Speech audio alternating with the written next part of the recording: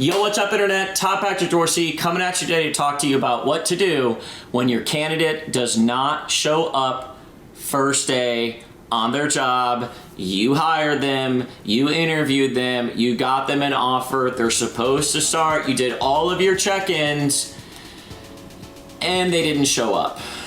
Happens.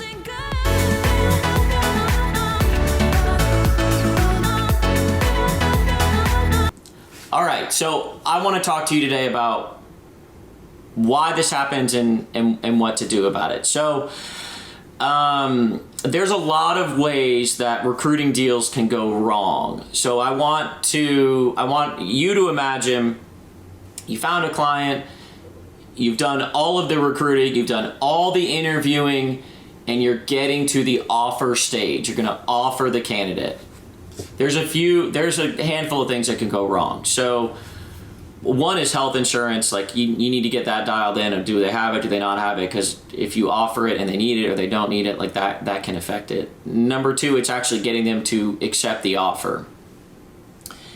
Part of this is understanding that, they're probably talking to other companies. So part of your job is understanding their health insurance needs or benefits needs, their salary needs, what other competing offers that they have on the table, and whether or not this is really good fit for them. So, being a counselor and a coach, like really pulling it apart, like what is really best for this person. Don't just assume the role that you have is the best. So you will lose people because they will have other competing offers that are better. And that is on you. It's on you to get that information. It's on you to help frame that up. And it's on you to be able to make that judgment for the most part of like what the probability is that they're going to accept, based on them having other job offers. Another thing that can go wrong is counter offers from their current company. It's another thing you have to get ahead of. So, just like I've lost candidates to competing offers, and it's a painful lesson when they go dark on you and you don't know what happened, and that teaches you that you really got to pull apart. You really have to be a coach, and you really do have to be a coach and a counselor for candidates to help them figure out what the right move is. Counter offers, so their current company that they're with will sometimes come back and counter. It's another thing that you have to get ahead of, that you have to frame, that you have to talk to them about. And I've lost plenty of candidates to competing offers. I've lost candidates to counter offers. If you make it past that, sometimes the candidate will accept and then they will renege. Like they'll just, again, that will really come down to offers from other companies. Like they accept, but you didn't really get them, you didn't make it okay for them to be honest and tell you about exactly what the landscape looks like for them, and what the other companies are that they're talking to, and if they have an offer coming down the pipeline. So that's another thing. Like if you offer and they accept, and then they come back later and they turn it down. And then even if you get all the way through that, sometimes you will get all the way to the point that they are supposed to start, you've verified that they're going to start, and then they don't show up. And it sucks, because that has happened to me, and that just happened to me yesterday. And even with all of my experience, it still happens. So there's two kind of mindsets. So one is, I am responsible for this. So I don't blame the candidate. I don't blame the employer. I say, what could I have done different to mitigate against this and prevent against this? So let's just talk about the candidate that I was supposed to start on Monday. I could have done a better job of getting the competing offer. I knew he had another one. Shit though, man, I spent so long. Like I probably took an hour or two to get this thing really dialed in. And really went through it with a fine-tooth comb, and really did have the candidate bought in. I'm somewhat upset with the candidate because, I even followed up with them and sent him a text after being like, look, dude, when you're working with a recruiter, like this is me talking to him. I'm like, I made it perfectly okay for you to be, honest about, other offers in the future. And I did this out of him having a better, I took myself out of it. I did this out of I thought about another recruiter that's going to work with him in the future. And I thought about him going through this because I'm sure this was a stressful process for him. Like, so anyways, let me get to the text. So, you know, saying, look, in the future when you're working with a recruiter, you know, be upfront and honest about the competing offers that you have so that that recruiter can help navigate things and save headaches all the way around for everyone involved. And I wish you the best of luck. And I did that because I thought about future recruiters and I thought about him, and I also put myself in his shoes. Like, if you're looking for a job and then and you have two competing job offers, you can kind of like, and you're waiting on one, like you really want one, you're kind of holding on the other, and like sometimes you have to take the other one, like because you got to keep a roof over your head, and then you feel bad, and it's like that is all a headache and that could be avoided. So, you know, as a recruiter, your job is to get that person comfortable enough to be very honest and candid with you. And this is like the trusted advisor, the I don't know why I put that in quotes, like the trusted advisor role. Because it can't be some bullshit front that you put out there about wanting the best for them. Like, you really do need to listen to them and compare the offer and be honest about how it ranks. And have some confidentiality there too. Like, if you go, hey, look, I'm not going to discuss this with the employer. Like, let's keep the focus on you and what's best for your career. And you should get good at getting people to really lay out all their cards, and you kind of know where your offer is going to rank against the other one. Like, you know, I've had it where the candidate has an offer from Google, and I'm like, yeah, you're probably going to take that, and you probably should definitely take that. You know, like, let's be honest. Like, this offer that I'm holding on to for, like, the candidate, you know, getting so confused in who I'm talking to here. This should be your backup. Like, knowing when you're a backup and being okay with the fact that you're a backup, even though no one's really okay with it, like, you just have to be okay with it. So when this happened, I'm like, okay, what could I have done differently? And I could have done a better job of that.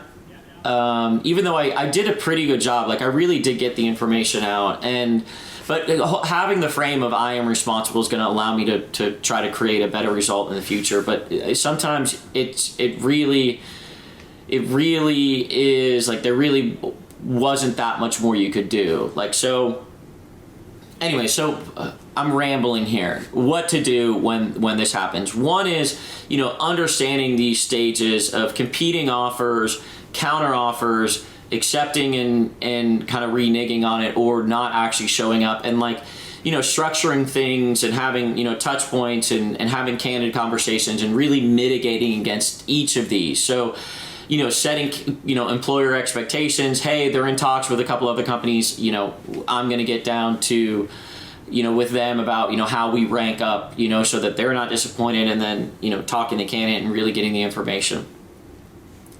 As soon as it happened that the candidate didn't show up, like, I'm like immediately reaching out to the employer and I'm saying, it's on me.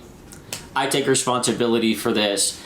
I dialed in, you know, on the job offer. I want to apologize to you that they didn't show up. Like, I'm responsible for what occurs in my business, irrespective of what other people do. And I apologize that this happened, and I'm on it. Like, just taking full responsibility, just being responsible for it. And that is something that people don't do that often. And it doesn't really reflect that good on you to just blame the candidate. Like, just say, this one's on me, which is exactly, I talked to the CEO. The CEO called me after the person didn't show up, and I said, I am responsible for this. This one's on me. Like, you know, he had other competing offers, and I thought I did a good enough job of pulling them apart and positioning us and getting a real read on where we were. But that's on me. And by doing that, like, even the CEO was like, I don't know, man, I think you're being a little hard. I'm like, look, I'm not going to create the results I want in my life by not being responsible for what occurs in it. So what you should do, being aware of those stages, mitigating against them, like getting people to be vulnerable and honest with you, and they're vulnerable and honest with you because you're a trustworthy person. You keep their confidence. You don't go blabbing your mouth about it. Like, you know, when you get to the level, so the searches I do, it's like these are people's livelihoods. Like you don't like it goes in a vault. Like what they share with you is there are parts that you can share with the employer and you can use discretion there, but it's like really having their confidence and really putting their interests first, putting the client, this is another concept, putting the client and the candidate's interests above your own. Like what has allowed me to be successful and to get repeat business is candidates and clients know that I will do what's in their best interest even when it isn't in mine. Even if it isn't in my best interest, if it's in the client and the candidates, that is what I will do. And that means in the short term, I lose money. And that means in the long term, I live a life of integrity. And in the long term, I make more money because people trust me to do the right thing. So part of, I'm going off on, I'm not a perfect person. I don't want to go off and sound like I'm perfect, but like that is really important, putting client and candidate interests ahead of your own. That doesn't mean not having your own interests. Like there's another important point. I'm not doing work for free. I'm not out here being a martyr, you know. Part of it, putting their interest, the client and the candidate, that doesn't mean that I don't charge. Like I also deserve to have good things in my life and earn good money, you know, doing it. So, but putting their interests above my own. And some clients will F you over and some candidates will F you over. Like that will happen. And those aren't people that you would want to work with. So F them, like just, well, don't screw them. Like they probably are doing that because they've had bad experiences, and empathy and compassion is the right way. But either way, putting the client and candidate interest above your own and whether or not you're going to close a deal, which means that if the other offer is better and the other company is better and you can pretty much figure that out, just tell them, like, it's like, dude, just go for it, you know? Like really put their interest ahead of your own. So anyway, so the CEO called, you know, I owned up to it, and then, you know, he was like, hey, it's not really on you, and then we went into it. But either way, as soon as you should have touch points, you should have a way to get people to be vulnerable. To be honest with you should have touch points throughout the process to get them set up. And I'm going to be honest, even with this candidate, like I coached him about what he should do and what the first day should look like and what he should wear and the address, and I texted him the night before. And this is years into doing recruiting. I've been doing recruiting a long time. And I sent him a text on Sunday night to verify that he was starting Monday. And I still do these and all these touch points, and they still didn't show. So know that you should, you know, relatively have a plan of getting people to be open and vulnerable, having your touch points, and when it does happen, picking up the phone, sending an email, like, and saying, I am responsible. I'm sorry that they didn't show up. I'm back on it.